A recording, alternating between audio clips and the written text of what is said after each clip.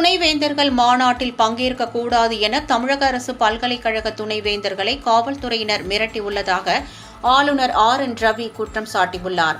நீலகிரி மாவட்டம் ஊட்டியில் தமிழக அரசு, தனியார் மற்றும் மத்திய பல்கலைக்கழக துணைவேந்தர்களின் மாநாடு ஆளுநர் RN ரவி தலைமையில் தொடங்கி நடைபெற்று வருகிறது.